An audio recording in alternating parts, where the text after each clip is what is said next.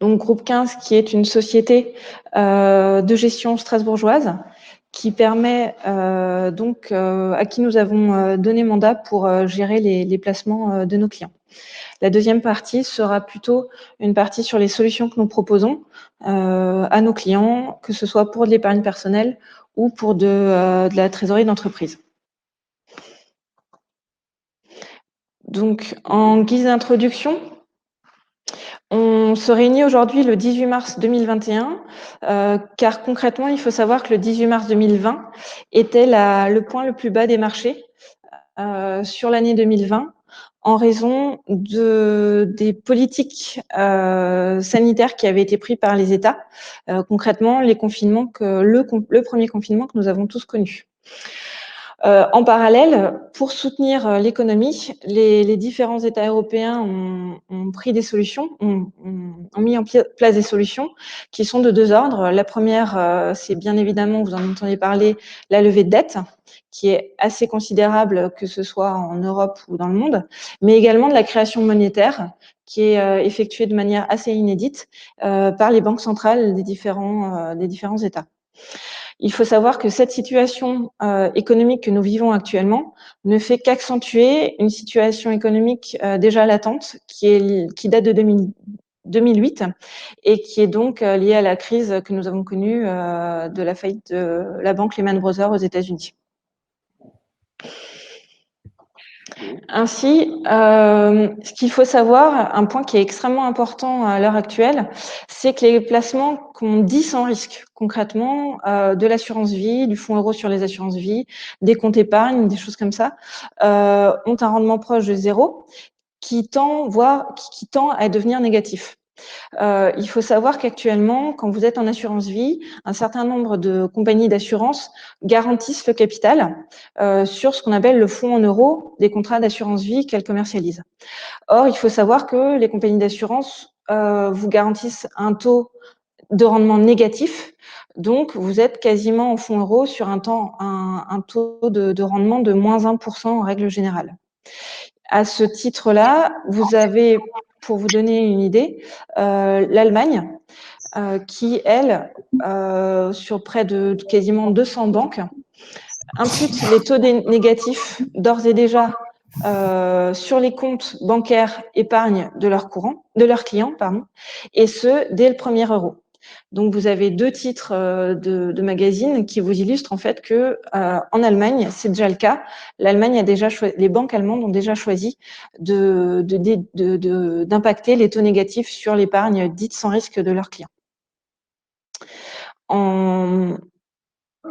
Ouais, la slide arrive. Il faut savoir qu'en France, les banques ont opté pour une autre solution.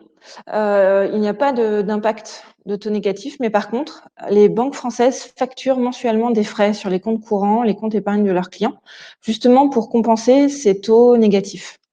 Et du coup, malgré un taux facialement positif, mais une inflation en Europe qui est de l'ordre de 1,8% par an, il faut savoir qu'aujourd'hui, on est déjà sur un taux réel négatif. Et donc, épargner sans risque, le fonds euro, le livret A, les plans d'épargne logement sont une certitude de perte, puisque concrètement, l'inflation ne fait que éroder le patrimoine, ne fait que éroder les placements des clients. Ok. Donc, à ce titre, je vais vous présenter donc Christophe Brochard, qui est le gérant de la société Groupe 15 dont je vous parlais en introduction. Donc, société Groupe 15, qui est donc une société indépendante sur Strasbourg. Nous avons la chance d'avoir des compétences en Alsace. Et donc, c'est Groupe 15 société avec laquelle nous avons mis en place un partenariat pour gérer, faire la gestion d'actifs des avoirs de nos clients. Il faut savoir que Groupe 15 a bénéficié d'un titre attribué par le magazine Investir les Échos. À savoir, il a été lauréat du concours national du meilleur sélectionneur de fonds en mai 2016. Et un organisme londonien a élu Groupe 15 Société française de gestion privée sur l'année 2020-2021. Donc, c'est un titre qui permet déjà de voir qu'il y a une certaine compétence et un certain niveau de qualité de gestion. Donc la première question avec laquelle nous allons commencer, c'est d'interroger Christophe Brochard sur les événements qui ont eu lieu sur les marchés financiers en 2020. Est-ce que tu peux nous résumer ce qui s'est passé en 2020, s'il te plaît? Tout à fait. Et est-ce que vous m'entendez bien? J'ai remis mon micro, changé quelques réglages. Est-ce que ça va? Super, merci beaucoup. Donc voilà, donc oui, on vit une époque vraiment inédite, et puis des époques inédites succèdent des époques encore plus inédites. Voilà. Donc effectivement, ça pose un certain nombre de questions. Non seulement pour l'épargne, mais aussi pour le reste de la vie. Voilà, donc si on revient un petit peu sur le passé, sur ce qui s'est passé avec cette fichue crise sanitaire depuis le début de l'année de 2020, il y a beaucoup de choses qui se sont passées. La chose principale, en tout cas, si on voit les choses du côté des marchés financiers, c'est qu'on a eu une crise financière la plus violente de l'histoire des marchés financiers, qui a eu lieu pour les marchés développés, pour l'Europe notamment, et pour voilà, entre à peu près la moitié du mois de février. La crise a eu lieu entre le 15 février et le 18 mars, comme tu le rappelais. On est le 18 mars, on est à l'anniversaire du point le plus bas de la crise financière de l'année dernière. Et c'est cette crise financière, il faut savoir qu'elle a été extraordinairement violente. Les marchés financiers mondiaux des pays développés ont baissé en gros de 40% en un mois. C'était la crise de 2008, mais au lieu de se passer en 9 mois, ça s'est passé en un mois. Donc c'est un choc absolument épouvantable, et qu'on n'a jamais vu. Et ce qu'il faut savoir, ce qui a été particulier dans ce choc-là, c'est qui a été d'une violence absolument extraordinaire, c'est qu'en fait il n'y a eu aucun actif refuge.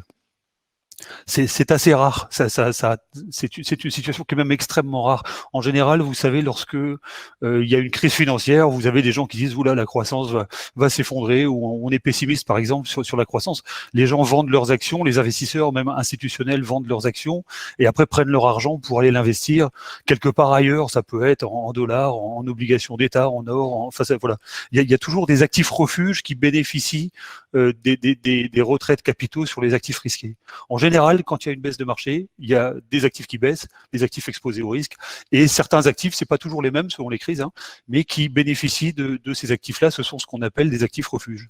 La particularité de la crise qu'on a eue en 2020, donc en février-mars 2020, c'est qu'effectivement, il n'y a eu aucun actif refuge. On me dit l'or a bien monté tout de même. C'est pas le cas en fait. Si vous regardez ce qui s'est passé pendant la baisse, c'est-à-dire entre je vous dis mi-février et le 18 mars, c'était là qu'il y a eu la baisse en ligne droite. Il y a la moitié, il y a 15 jours si vous voulez, où l'or a monté. C'est les 15 derniers jours d'ailleurs, 15 premiers jours de mars on va dire. Et par contre l'or s'est complètement cassé la figure les 15 derniers jours de février. Donc même l'or en fait n'a pas du tout été une protection pendant la baisse. Après il y a eu des sursauts, mais qui sont voilà. Après l'or depuis le début de l'année fait moins 10%. Voilà, c'est très volatile l'or, mais en tout cas pendant la crise, même l'or n'a pas fonctionné. Le dollar à un moment donné a servi de couverture, et puis les taux se sont mis à s'envoler. C'est là que l'or a chuté. Enfin bref, il y a eu des mouvements extrêmement brusques, et vraiment il n'y a pas eu d'actifs refuge pendant ce temps-là. Et c'est vraiment quelque chose une anomalie ou quelque chose de neuf sur les marchés financiers. Donc choc très très violent, voilà, qui défiait même certaines règles de la finance habituelle. Ce choc avait été dû très clairement on le sait très bien, aux décisions de politique sanitaire, notamment européennes, qui ont décidé de confiner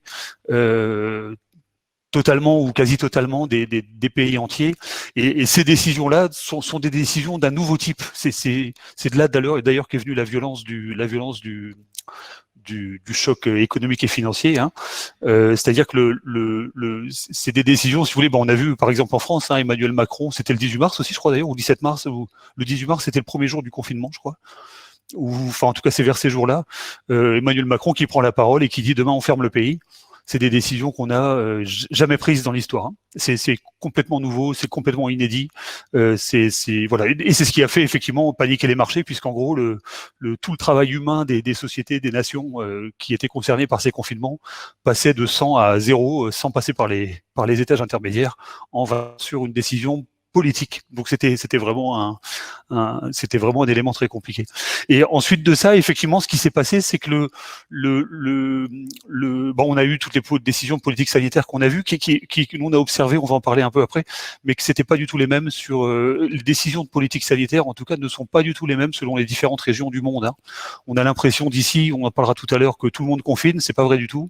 Il y a même assez peu de pays dans le monde qui confinent. Il y a l'Europe, même pas l'Europe du Nord, hein, mais l'Europe continentale, qui confine énormément.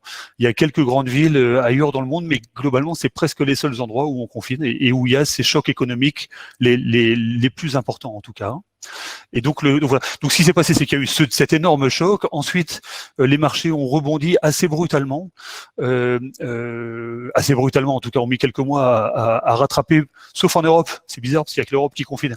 Mais l'Europe a été le seul grand continent à terminer l'année en négatif, alors que les États-Unis, l'Asie, tout ça, ont effacé complètement leurs gains à la fin de l'année. Hein. Et donc, voilà. Donc, sur les marchés financiers, il y a eu ce grand mouvement de rebond, en tout cas, sauf en Europe, comme presque toujours. Voilà, et qui a accompagné les développements de ces décisions politiques autour du coronavirus, qui sont très chaotiques, qui sont très incompréhensibles et très très diverses en fait d'un pays à l'autre. Voilà, je ne sais pas s'il faut aller plus loin sur cette question-là. Ouais. Ok, on va commencer comme ça. Merci Christophe. Deuxième question. Ah oui. Sur l'année 2020, tes mandats se sont très bien comportés. Donc, je rappelle pour les personnes qui nous écoutent qu'il y a 3 types de mandats qu'on peut confier à Groupe 15. Un mandat dynamique, un mandat équilibré, un mandat prudent. Petite parenthèse, ces mandats ont une différence de risque, mais également de rendement, et sont définis par un horizon de placement. On refera le point sur ce sujet plus tard. Par contre, Christophe, on voit que tu as très bien tiré ton épingle du jeu par rapport au CAC 40 ou au marché actions de manière générale. Est-ce que tu peux nous dire, sur cette année 2020 passée, comment tu as pu trouver de la performance ? Tout à fait, tout à fait. Bon, c'était une année très compliquée. Hein. Je faisais des cheveux blancs avant, mais maintenant j'en ai plus, donc j'ai même plus de cheveux blancs. Donc voilà.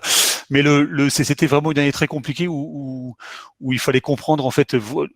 Très rapidement, il y a vraiment une question de vitesse de compréhension, parce que quand vous avez une énorme baisse des marchés, vous avez c'est la crise de 2008 en un mois, si vous voulez. C'est quand même, voilà, c'est la vraie description du phénomène. C'est complètement fou. Quand vous avez un choc comme ça, il y a une question qui concerne le caractère inédit et le fait de comprendre ce qui se passe et d'essayer de voir les conséquences, d'essayer de prévoir les conséquences pour savoir comment positionner ses portefeuilles. Et il y a aussi une question de vitesse de compréhension, parce qu'en fait là ça va tellement vite, si vous voulez, les chocs sont extrêmement violents, vous pouvez pas mettre 2 mois à comprendre, sinon malheureusement on rate les trains et on rate les coches. Hein. Donc nous on a été naturellement impacté, enfin naturellement en fait la très forte baisse des marchés, je vous ai dit c'était de mi-février à mi-mars.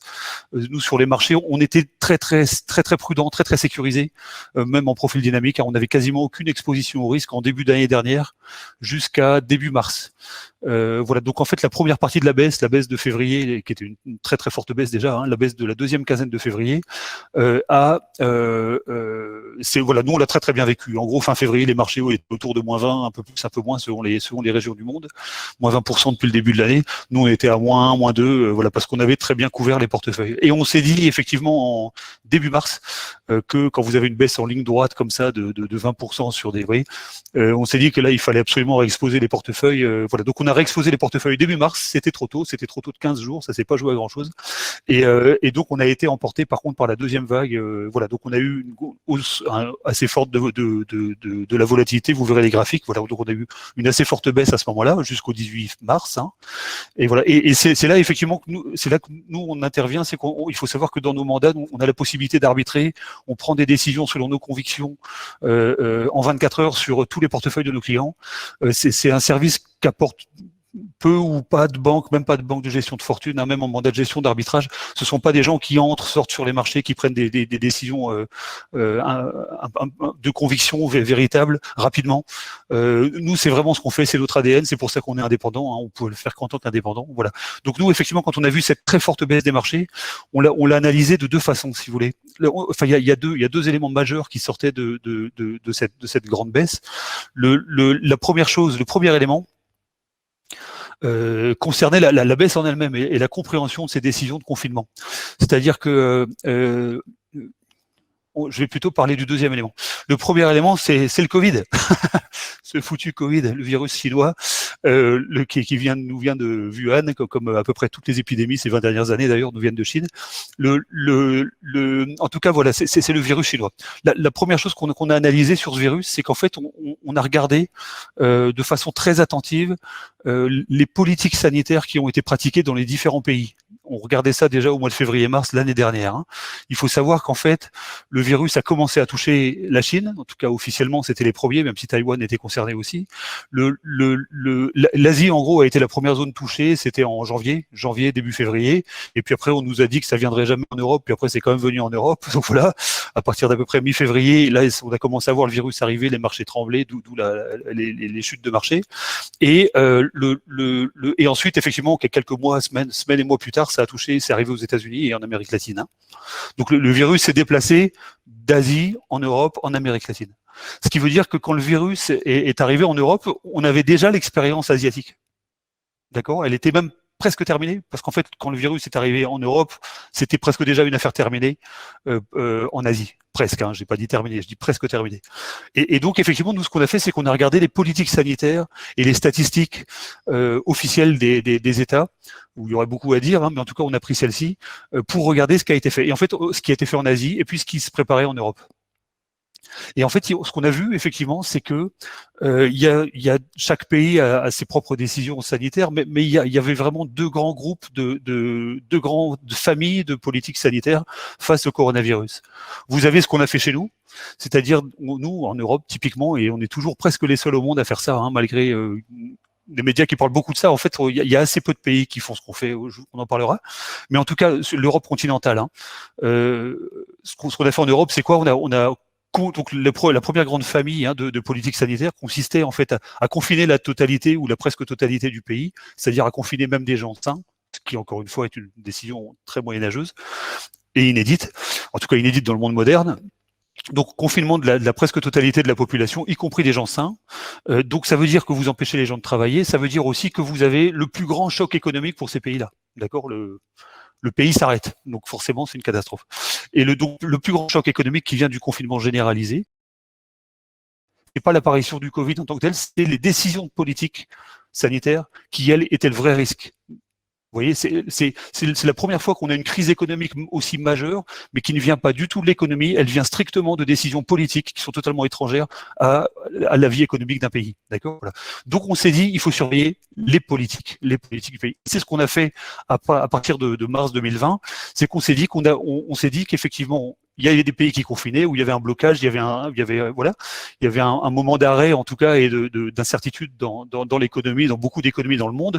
Par contre, on voyait effectivement les États du monde entier qui ont mis en place des politiques budgétaires absolument majeures. On a vu des politiques monétaires aussi très très importantes, d'impression monétaire, on en parlera un tout petit peu après.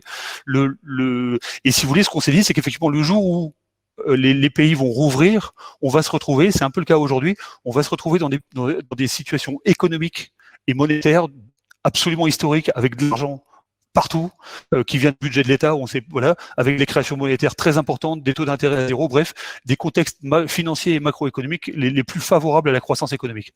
Donc on s'est dit qu'il faut investir, et il faut investir où ? Nous, on investissait dans les pays qui nous semblait ne pas vouloir confiner. Donc, qu'est-ce qu'on a fait en mars ? On a acheté énormément d'actions asiatiques, on a acheté énormément d'actions américaines, on a acheté à peu près tout sauf l'Europe continentale, pour essayer de bénéficier de ce rebond-là. Donc, c'est comme ça qu'on a réussi à rattraper toute cette secousse effectivement très brutale en mars, et puis finalement à faire une performance qui était plutôt excellente pour de la gestion patrimoniale à +8 en mandat dynamique. Pardon pour cette digression un peu longue. Oui. Ouais, très bien. Merci Christophe. Donc, on a bien compris que sur 2020, ce qui a été important, c'était de suivre les événements politiques. Mais malgré tout, malgré les marchés financiers négatifs, tu as réussi à faire gagner de l'argent à nos clients. Et donc, comme on l'a évoqué en introduction, les États ont levé énormément de dettes pour financer et soutenir les économies. On le voit encore actuellement, les politiques de soutien à différents commerçants, restaurateurs, commerces de tout type. En parallèle, les banques centrales créent massivement de la monnaie. Par contre, j'ai de nombreux clients qui me demandent quelles seront les conséquences de cette levée de dette, de ces politiques de soutien, tout cet argent qui débarque d'on ne sait où et qui est injecté dans l'économie nationale. Quelles sont les conséquences de ces actions de la part de l'État français? Tout à fait. C'est une question à laquelle je n'ai absolument pas la réponse. D'ailleurs, je pense que personne ne l'a. Par contre, on peut voir des éléments de problématique qu'on peut suivre sur ces questions-là. Ces questions-là sont voilà. En fait, effectivement, donc il y a une création de dette absolument faramineuse. En France, c'est de l'ordre de 600 milliards pour ce qui est officiel dans les bilans aujourd'hui. Ça prend pas en compte tous les prêts qu'on demande, que l'État exige des banques. Vous savez, l'État demande aux banques en France, mais c'est le cas dans à peu près tous les pays, ça. On demande aux banques de financer de prêter de l'argent aux entreprises pour qu'elles tiennent le coup, alors qu'elles sont interdites de travailler par décision politique. Et ces prêts-là sont garantis par l'État. Donc ça s'ajoute encore au chiffre officiel de la dette d'État.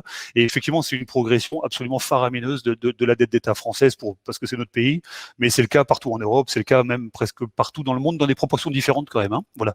Donc cette progression de la dette est absolument faramineuse. À cette vitesse-là, c'est totalement historique et inédit. On n'a jamais vu ça. Cette dette, elle est achetée comment? Elle est achetée par l'argent des épargnants. On vient petit à petit aux questions de l'épargnant parce que il y a beaucoup de cet argent-là qui a été distribué aux Français, vous voyez, dans les chômages partiels, dans toutes ces décisions d'allocation d'argent. Ça, c'est de la politique budgétaire des États. Et ce qui finance aussi ces dettes, naturellement, c'est la Banque centrale européenne et les banques centrales presque du monde entier, qui injectent, qui ont ouvert vraiment les vannes de façon absolument massive, qui créent des milliers de milliards d'euros, pour parler de la Banque centrale européenne, et d'une façon vraiment qui est complètement inédite. Quelles sont les conséquences? Les conséquences qu'il y a, il y a plusieurs types de conséquences, sachant qu'on ne sait pas l'avenir parce que c'est complètement imprévisible. Hein. Les premières conséquences, on en a parlé un peu, mais c'est qu'effectivement, ça fragilise encore le système bancaire européen, qui en avait vraiment pas besoin. Faut savoir que depuis Lehman Brothers, au moins, il y a vraiment un problème sur les fonds propres des banques et les taux négatifs, le fait que les États empruntent à taux négatifs et que le fait que les banques soient obligées d'acheter des dettes d'État à taux négatifs dans leurs fonds propres et puis dans plein d'actifs pour garantir leurs actifs. Je vous passe les détails des bilans bancaires. En fait, cette situation de taux négatifs et de taux très très faibles et de taux à zéro qui se maintiennent et qui même vont s'aggraver du fait de ces nouvelles créations monétaires et de ces dettes d'État supplémentaires qui viennent du Covid.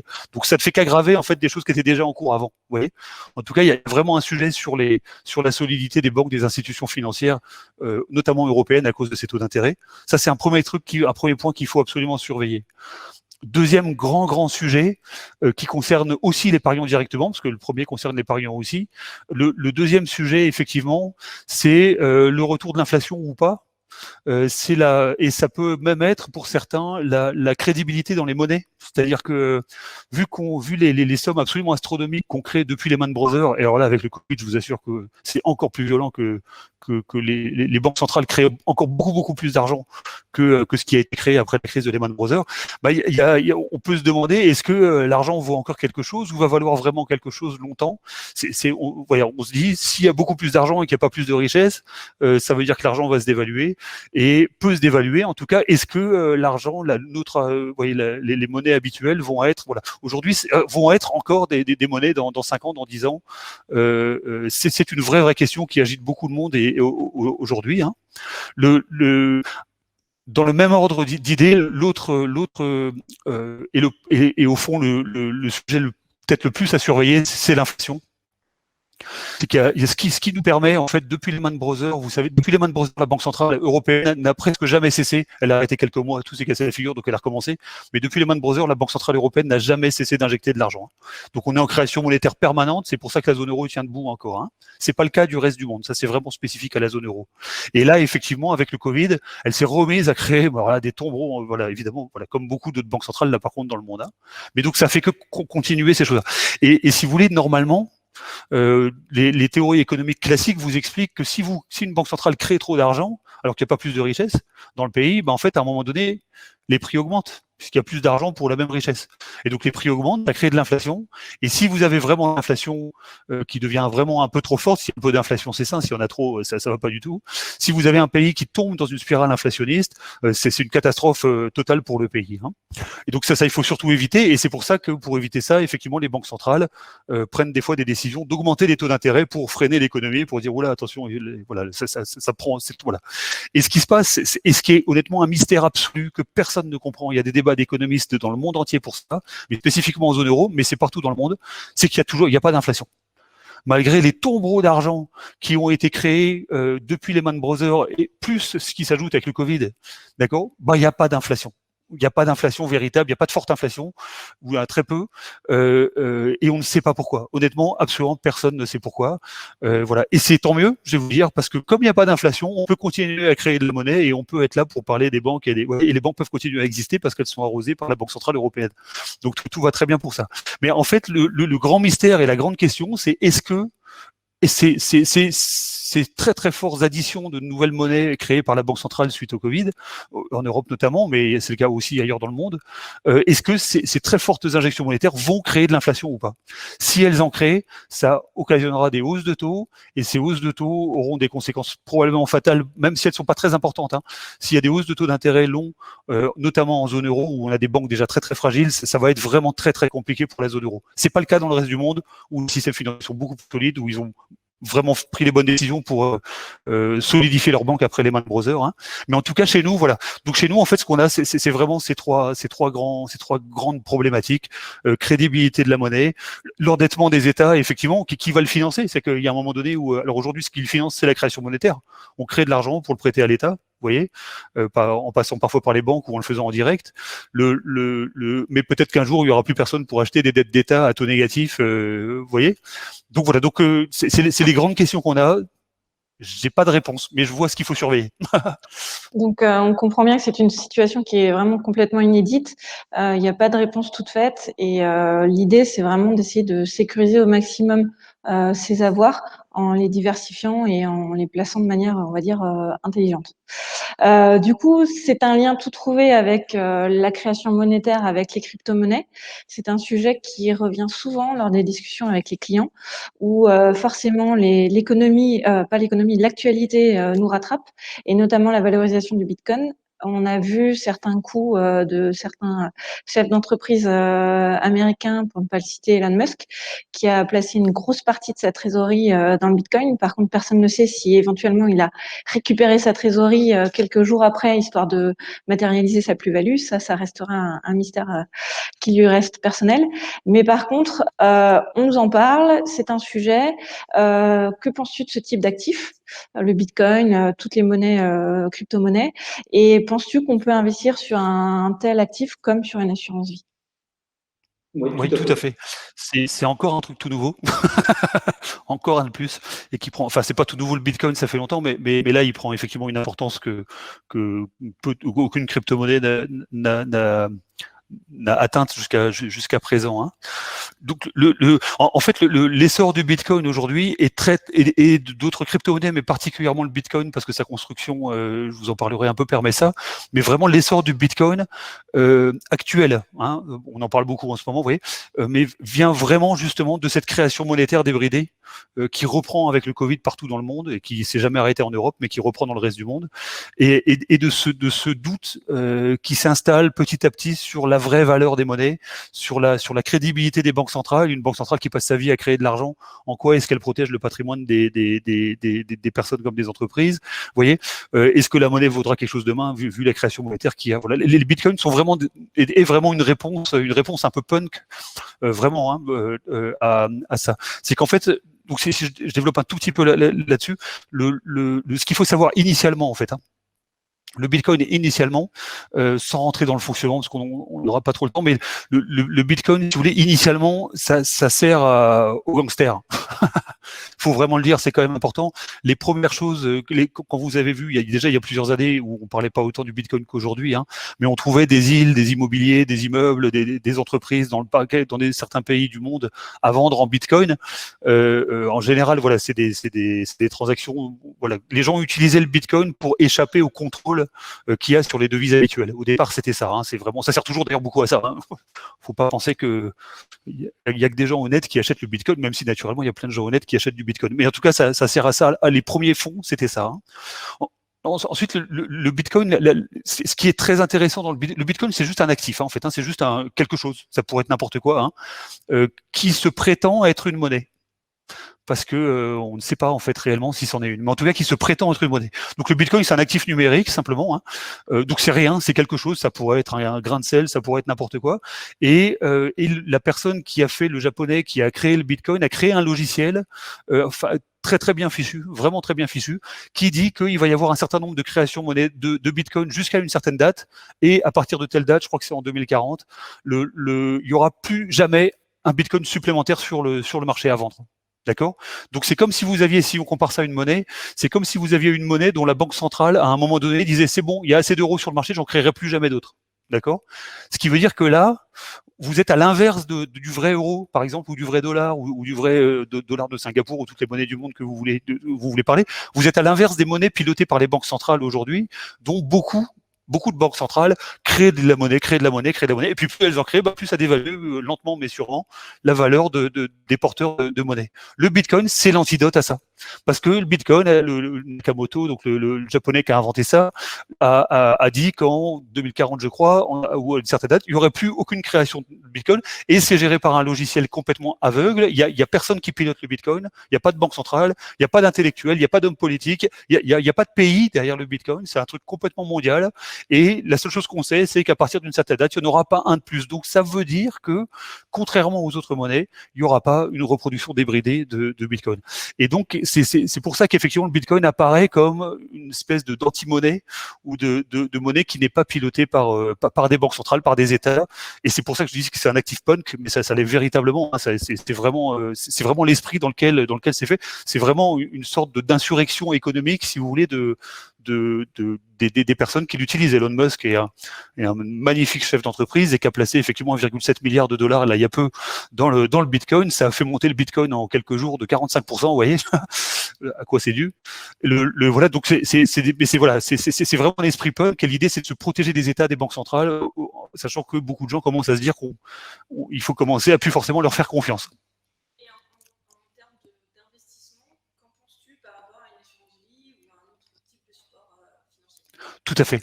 Alors en fait, ce qu'il faut bien comprendre dans le Bitcoin, c'est que c'est pas vraiment une monnaie. C'est-à-dire que contrairement à ce qui est dit beaucoup de gens disent que c'est une monnaie, mais c'est pas vraiment une monnaie. Il y a beaucoup de caractéristiques communes, mais c'est pas une monnaie.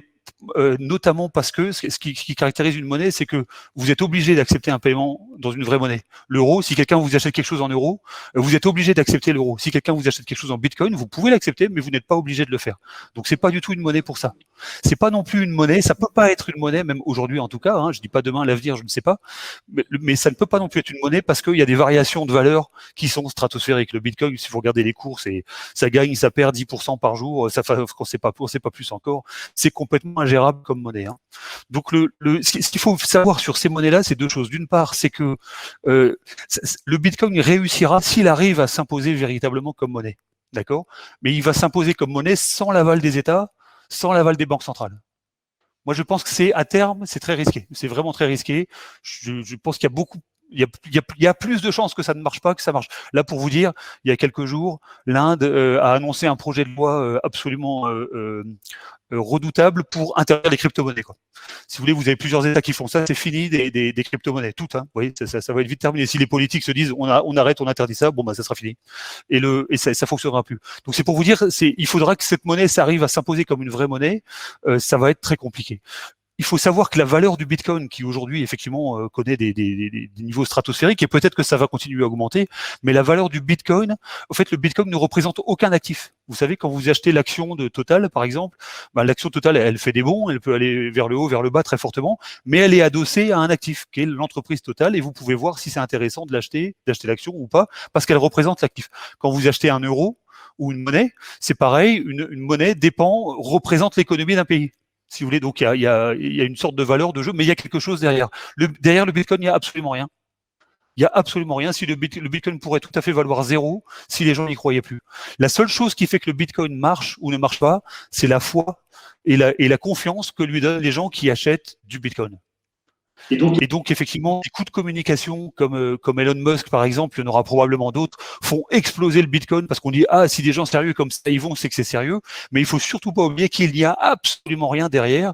C'est simplement la confiance que les gens leur donnent. Le jour où les gens ne feront plus confiance au Bitcoin, pour des raisons X ou Y, ou bien parce que les États les interdisent, ou bien parce que, eh bien, la monnaie vaudra exactement zéro, parce que c'est la vraie valeur du Bitcoin, puisque elle ne représente rien. En fait, c'est la faiblesse entre guillemets de cette construction quasi monétaire qu'est le Bitcoin.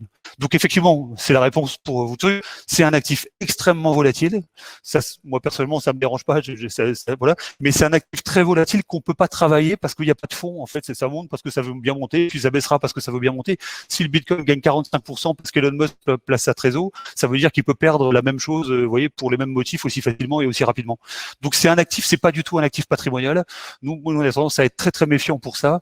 Et voilà. Après, si vous voulez vous amuser à acheter du Bitcoin, voilà, c'est ce qu'on appelle nous de la play money, c'est pour des gens que ça amuse. Et puis, si ça se trouve, si vous arriverez à sortir correctement, vous ferez peut-être une bonne affaire. Voilà, on dit pas ça, mais effectivement, c'est pas du tout un actif patrimonial aujourd'hui. Et je voulais juste rajouter une chose dont on parle très très peu, mais qui est très importante, c'est qu'en ce moment, la plupart des grandes banques centrales du monde entier, notamment la BCE et la PBOC, la Popular Bank of China, sont en train de travailler à émettre leur propre crypto-monnaie. C'est-à-dire la Banque centrale européenne va gérer l'euro et elle est en train de créer sa propre crypto-monnaie à côté de l'euro, d'accord, qu'elle gérera elle-même. On ne sait pas du tout pourquoi ils font ça, mais par contre l'intérêt c'est que ces crypto-monnaies seront indexées sur les vraies monnaies. C'est que la crypto-monnaie de la Banque centrale européenne va être indexée sur l'euro. Et l'euro ne fait pas des bons comme le Bitcoin. Il gagne pas 10%, pas 30% par jour tous les jours et les perd le lendemain.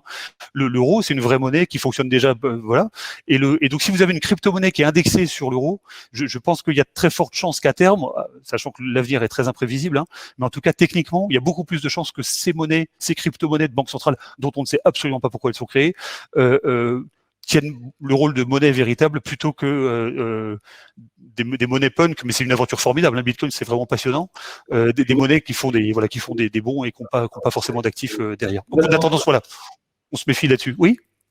Ok, très bien. Bah, merci Christophe. En tout cas, considérez peut-être le Bitcoin comme un ticket au casino et si vous avez de la chance, tout se passera bien pour vous. Donc, pour répondre brièvement, s'il te plaît, pour essayer de pas dépasser l'heure d'intervention, peut-on répondre à la question au thème de notre intervention du jour qui était comment penses-tu qu'il faut placer son épargne dans les prochains mois? Tout à fait. En fait, j'essaie de vous faire un point de vue large pour avoir une compréhension, mais je vais faire très vite. En fait, tout le problème vient des taux d'intérêt. Les taux d'intérêt sont centrales.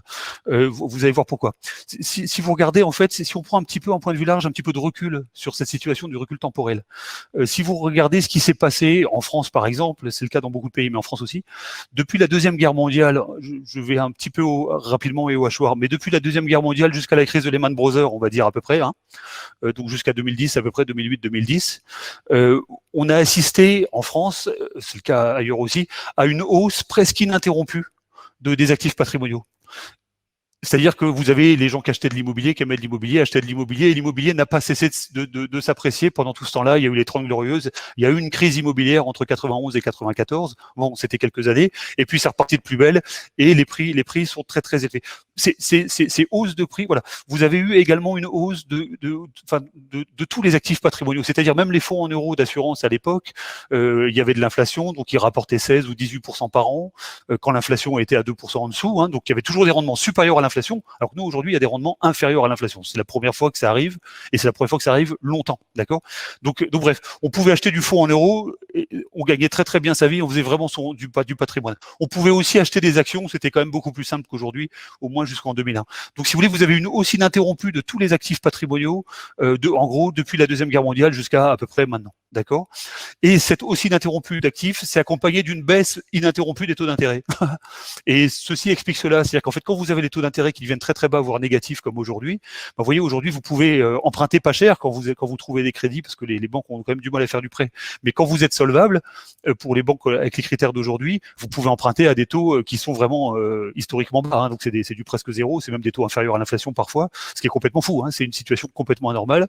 Bref, en tout cas, vous empruntez très très bas, donc vous pouvez effectivement acheter plus cher votre immobilier. Et donc ces taux d'intérêt très bas qui durent depuis en zone euro, on est en taux négatif depuis 2015, donc ça fait presque 5 ans. Hein, ça fait 5 ans.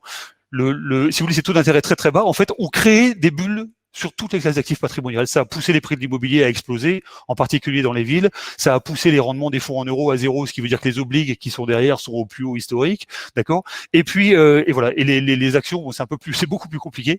Et voilà. Donc en fait, on est dans cette situation, si vous voulez, où depuis la Deuxième Guerre mondiale jusqu'à maintenant, il y a eu une création progressive, hein, ça s'est fait calmement et tranquillement, mais progressive et continue, de bulles sur les classes d'actifs immobilières.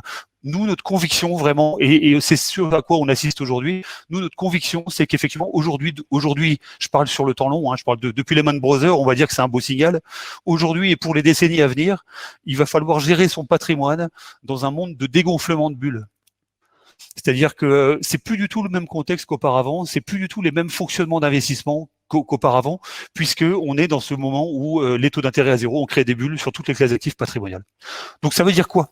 Ça veut dire qu'effectivement, je pense qu'il faut se méfier un petit peu. Enfin, je pense pas qu'on puisse continuer à anticiper longtemps, en tout cas. Longtemps, je parle en décennies, hein, anticiper longtemps des poursuites de la hausse des prix de l'immobilier alors que les revenus des ménages n'augmentent presque pas depuis 20 ans en zone euro. Ça semble compliqué. La santé des banques ne permettra pas, avec l'allongement de la durée des prêts, d'amortir tout ça. Vous voyez. Donc, à un moment donné, ça va devenir compliqué sur ces classes d'actifs. Sur les actifs immobiliers, sur les actifs obligataires, c'est pareil. Ça rapporte rien. Et si les taux remontent, ça va être très très compliqué sur les dettes d'État. Bref, tout ça va être très compliqué. Et donc, nous, on pense qu'effectivement, aujourd'hui, il faut commencer à structurer son patrimoine pour l'adapter à un monde de dégonflement de bulles. C'est ce qu'on essaie de faire dans notre société depuis 13 ans maintenant, 13-14 ans, qu'on est créé dans le groupe 15 ans.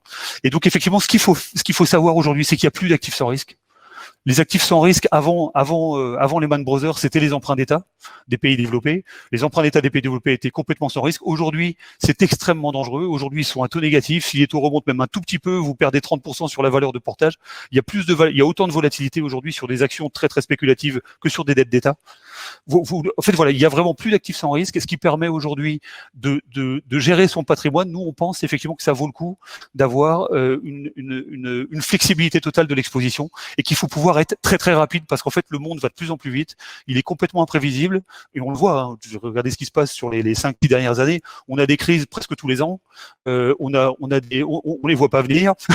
C'est extrêmement violent, ça part du monde entier, c'est très compliqué. Et donc en fait, nous on pense que la vraie sécurité aujourd'hui, c'est la réactivité. C'est le fait de pouvoir exposer son portefeuille là où on pense qu'il faut l'exposer, et au contraire le sécuriser très rapidement si jamais on pense qu'il faut sécuriser son portefeuille. Donc c'est pour ça que nous on a tendance à beaucoup aimer le patrimoine financier, parce que le patrimoine financier permet justement des réallocations très très rapides. D'accord. Donc c'est les services qu'on offre. Hein, Dorothée vous en parlera dans nos gestions. Donc nous on pense que il faut être très très souple, très réactif. Il faut pouvoir sécuriser tous ces placements en 24 heures si jamais il y a une déclaration d'un banquier central quelque part qui ne va pas dans le sens de ce qu'on attendait ou qu'un événement se passe. Il faut au contraire pouvoir se réexposer dès qu'on le souhaite.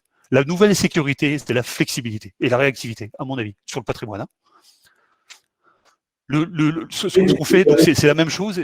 On pense également qu'il devient important de diversifier son patrimoine dans le monde entier, parce que vous l'avez peut-être entendu, mais ça fait plusieurs décennies que c'est comme ça malheureusement, depuis le début de l'an 2000. Mais en fait, si vous voulez, on est vraiment sur le mauvais continent sur la planète, en zone euro, puisqu'en fait la zone euro est vraiment le continent qui a presque toujours, la plus faible croissance au monde, qui a les problèmes financiers les plus graves, où c'est vraiment où tout est faible et mou et compliqué, alors que dans le reste du monde, il y a vraiment beaucoup de choses à faire. Dans le reste du monde, il n'y a pas de taux négatifs. Hein. Les taux négatifs, c'est juste en zone euro et au Japon. Hein. Il y en a nulle part ailleurs d'autres. Hein. Les autres pays fonctionnent très très bien. Et donc, ça vaut le coup de se diversifier partout dans le monde, d'aller investir aux États-Unis en dollars, d'aller investir en Chine, d'aller investir dans les pays émergents, en obligations, dans toutes les classes d'actifs. Et de pouvoir jouer les marchés à la hausse comme à la baisse, parce qu'effectivement, il ne s'agit pas d'acheter des trucs et puis d'attendre 15 ans, vous voyez, en se fermant les yeux et puis en regardant au bout de 15 ans combien on a gagné. Ça marche plus comme ça, il faut vraiment le gérer au jour le jour et être très réactif. Donc c'est ça les services en tout cas que nous on offre, et on pense qu'effectivement ça tient vraiment au contexte actuel où si vous placez votre argent, en fait vous avez le choix, hein. Soit vous placez votre argent dans des placements sans risque, il y en a plein, mais vous avez un rendement inférieur à l'inflation et demain un rendement négatif directement. Donc c'est de la perte, de l'érosion du patrimoine, certaine. D'accord. Soit effectivement, il faut accepter du risque, mais ce risque, par contre, il faut le gérer de façon adaptée au monde d'aujourd'hui. En tout cas, c'est ce qu'on propose. Hein. Voilà.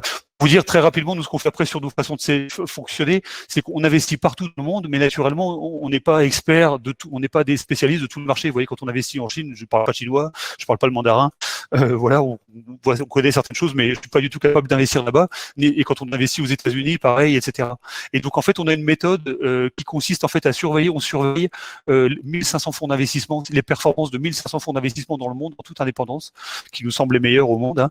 Et pour identifier en fait les meilleurs gérants de portefeuille au monde pour chaque classe d'actifs. Et donc on achète les fonds gérés par ces meilleurs gérants de portefeuille. Vous voyez, voilà, je vous passe le schéma, mais en gros, vous voyez, par exemple, si vous regardez sur 3 ans, sur une période donnée sur le marché américain, si vous prenez tous les gérants qui investissent sur les grandes capitalisations américaines sur 3 ans, hein, il y a 359 gérants, selon CityWire, qui fait des statistiques là-dessus.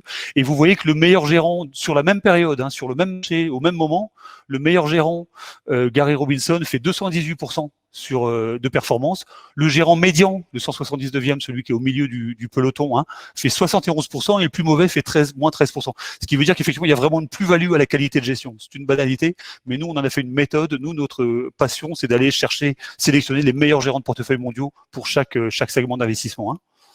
Donc je passe un peu vite. Voilà. Et puis on a des outils propriétaires, des méthodes, voilà, notamment pour sélectionner les fonds, pour surveiller tout ça. Mais le cœur, effectivement, ce qui se passe, c'est qu'effectivement, je pense que ce qui va être très compliqué pour gérer son patrimoine aujourd'hui et dans les décennies à venir, c'est qu'effectivement, il y a plus rien de directionnel. On peut pas acheter un truc en se disant que ça va s'apprécier dans le temps parce que l'économie naturellement va le faire s'apprécier. Moi, honnêtement, je vous dis, il n'y a pas un seul actif que je sais que je peux acheter et garder, ne serait-ce que pendant 6 mois, parce que tout va tellement vite. Vous voyez, on ne sait pas du tout s'il y a un reconfinement ce soir de Paris ou pas. Vous voyez, et c'est des décisions très importantes ou n'importe quoi d'autre. Voilà, nous ce qu'on pense, c'est qu'effectivement, faut pouvoir agir très très vite et avoir une grande vigilance sur l'ensemble de ces placements chez nous ou ailleurs d'ailleurs, hein. En tout cas, voilà, c'est la situation un peu terrible sur le changement de copernicien dans la gestion de patrimoine qu'on pense qu'il faut voir. Et donc voilà, donc ça c'est les performances, sinon vous pouvez les demander à Dorothée, mais les performances par exemple de notre mandat dynamique, qui est un mandat flexible, hein, qui est un mandat patrimonial dynamique, qui est un mandat qui se sécurise à 100% quand on pense qu'il n'y a rien à acheter et qui voilà. Mais vous voyez qu'effectivement depuis 2008, par exemple, depuis la création, on fait un peu plus de 130% de performance. Quand le CAC 40, vous voyez, qui fait du surplace, fait 5%, et que les marchés actions mondiaux, en prenant l'Amérique et le Japon et avec l'Europe, font 34% sur la durée. Ça, justement, ça vient de la conviction, de la possibilité de se décorréler, de la possibilité de se couvrir. Et c'est ce qu'on fait, c'est le service qu'on offre, en fait, hein, pour le patrimoine de nos clients, quoi. Voilà, je te laisse, oui. Donc, très vite là-dessus, ouais. Depuis mars 2018, les marchés ont forcément rebondi. Comment tu envisages la suite 2021 et voire 2022 et après ? Tout à fait. Alors en fait, je vais aller très très vite là-dessus. C'est effectivement une question qu'on a souvent, c'est que en mars, on a beaucoup investi et c'était très bien, c'est ce qu'il fallait faire. Les marchés ont rebondi. Aujourd'hui, on se dit, est-ce que c'est pas trop tard, est-ce que c'est pas compliqué, voilà. Et c'est là qu'effectivement, enfin en tout cas pour nous, dans notre façon de fonctionner, il faut savoir que nous, on n'est pas du tout corrélé aux indices. C'est-à-dire que nous, on peut jouer les indices à la hausse ou à la baisse, on peut jouer tous les marchés du monde à la hausse ou à la baisse. On construit des stratégies de portefeuille et on peut aller sur n'importe quelle classe d'actifs. Donc c'est ce dont je vous parlais, gestion de conviction partout dans le monde, toutes classes d'actifs. D'accord, voilà. Donc, ce que ça veut dire, c'est qu'effectivement, je pense que les indices sont beaucoup plus hauts qu'avant, c'est sûr. Il y a moins d'opportunités, de choses à gagner maintenant qu'il y a un an, ça c'est sûr. Voilà, ça veut pas dire que ça va s'arrêter, mais enfin bon, ça a quand même effectivement bien rebondi, quoi. Nous, on n'est plus trop là-dessus. Mais ce qu'il faut savoir, c'est qu'effectivement, là aujourd'hui, il y a en fait, ce qu'il faut savoir globalement, c'est qu'après un choc aussi violent que ce qu'on a connu en février-mars, hein, donc les moins 40 sur les marchés financiers, ça a été une onde de choc d'une violence extraordinaire sur tous les marchés financiers. Non seulement les marchés actions, les marchés obligataires, les devises, les monnaies, tout a été mis dans un shaker et secoué extrêmement fort, et ça a vraiment tout dit.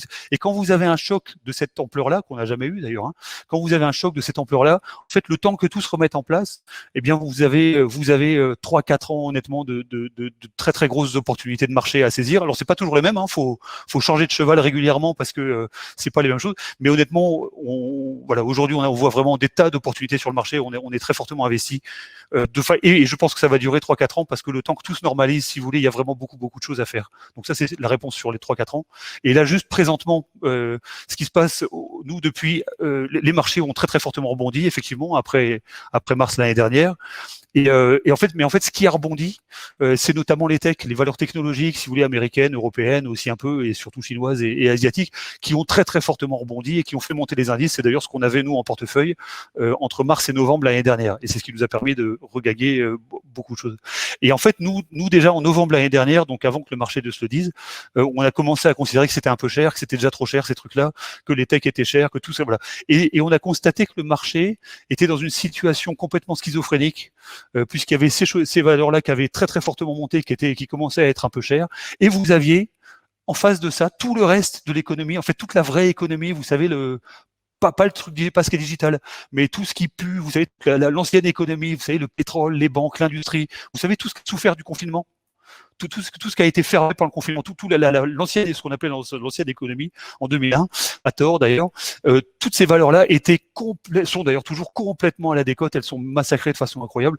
On s'est retrouvé dans une situation où on avait remarqué que Hermès, si vous voulez, qui est une très belle entreprise qui fabrique des sacs à main, mais avait une capitalisation boursière qui était supérieure à Total.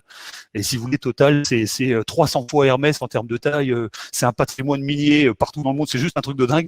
Et vous aviez Hermès qui valait plus que Total, parce que c'était le signe de cette schizophrénie. Vous aviez des sociétés qui avaient de la vraie valeur, qui font du vrai chiffre d'affaires, qui distribuent des dividendes tous les ans, qui sont à des prix totalement historiquement bas, et vous avez ce qui a remonté qui est cher. Et donc nous, ce qu'on a fait, c'est qu'on a changé de cheval en novembre, on a vendu les techs, on a vendu ce qui a été monté, ce qui était cher, et on s'est mis sur ce qu'on appelle la value, donc ce qui est décoté partout dans le monde, parce qu'il y a le même phénomène en Amérique, en Asie, partout dans le monde, hein, et en particulier, comme toujours dans les pays qui confinent pas, puisque ces valeurs rebondiront si on les empêche pas de travailler, quoi. Voilà. Donc ça c'est pour aujourd'hui. Demain il y aura d'autres choses à faire sur les devises, sur les taux d'intérêt, enfin voilà, on pense qu'il y a vraiment, il y a des perspectives, voilà, il y a beaucoup de perspectives sur les marchés. Voilà. Okay, merci Christophe. Donc une fois qu'on a parlé de la gestion, concrètement, qu'est-ce qu'on fait? Comment est-ce qu'on place son argent? Nous, notre solution, elle vaut aussi bien pour les personnes physiques que pour les entreprises et concerne aussi bien de l'épargne personnelle que de la trésorerie d'entreprise. Et on pense qu'une fois qu'on a une gestion financière qui est qualitative, il faut aussi répondre à un risque qui est mal maîtrisé par les épargnants, qui est le risque de défaut des banques et des compagnies d'assurance. Christophe, est-ce que tu peux couper ton micro, s'il te plaît? Ah oui. Donc, quand on place des liquidités personnelles, nous, on estime qu'un des meilleurs outils en termes de transmission, c'est le contrat d'assurance vie. Voilà.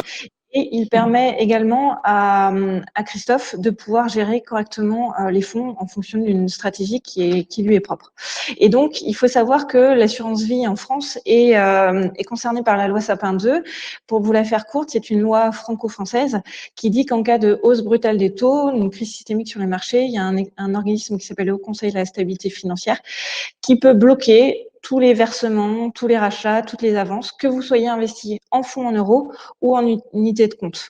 Et donc, on met en place cette législation pour éviter que les clients courent au guichet des banques ou des compagnies d'assurance et récupèrent leur liquidité, ce qui provoquerait un rachat massif et créerait encore plus une onde de choc.